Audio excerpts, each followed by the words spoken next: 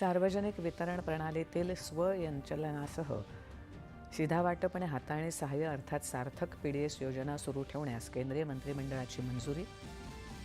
सार्थक PDS योजना अन्नधान्याच्या राज्यांतर्गत वाहतुकीसाठी सहाय्य, सार्वजनिक वितरण प्रणालीच्या आधुनिकीकरणात मदत करेल, अश्विनी वैष्णव यांची माहिती.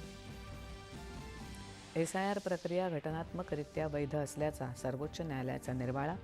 मतदार याद्या अद्ययावत करणं हा मुक्त आणि पारदर्शक निवडणूक प्रक्रियेचा भाग असल्याचं केलं स्पष्ट.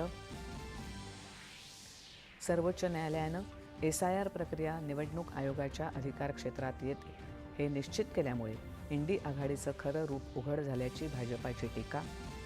जीवनावश्यक वस्तूंची उपलब्धता सुनिश्चित करण्यासाठी सरकार सर्वतोपरी प्रयत्नशील. नागरिकांनी पेट्रोल, डिझेल आणि LPGची घाबरून खरेदी करू नये, आंतरमंत्रालयीन बैठकीत आवाहन. ऊस आणि कांदा उत्पादक शेतकऱ्यांच्या विविध प्रश्नांची केंद्र सरकारकडून दखल, मुख्यमंत्र्यांची माहिती.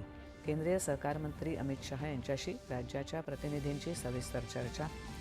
सिंचन प्रकल्पासंदर्भात केंद्रीय जलशक्ती मंत्र्यांसोबत राज्याची सकारात्मक चर्चा. जलजीवन अभियानासह नदीजोड प्रकल्पाच्या माध्यमातून महाराष्ट्र दुष्काळमुक्त करण्याची मुख्यमंत्र्यांची ग्वाही. विधान परिषद निवडणुकीसाठी महायुतीचं जागा वाटप उद्यापर्यंत निश्चित होणार, मुख्यमंत्र्यांची माहिती. तर विधान परिषदेच्या 17ही जागा महाविकास आघाडी लढवणार. नीट पेपरफुटी प्रकरणी लातूरमधील एका डॉक्टरसह पुण्यातल्या एका खाजगी शिकवणी वर्गाच्या अध्यापकाला अटक. या प्रकरणी आत्तापर्यंत 13 जण अटकेत. भारतीय तटरक्षक दल आणि गुजरात ATSनं मुंद्रा तटाजवळ केलेल्या कारवाईत 1150 कोटींचं तब्बल 115 किलो कोकेन जप्त. आसाम विधानसभेत समान नागरी संहिता विधेयक मंजूर. उत्तराखंड आणि गुजरातनंतर हे पाऊल उचलणारं आसाम देशातलं तिसरं राज्य.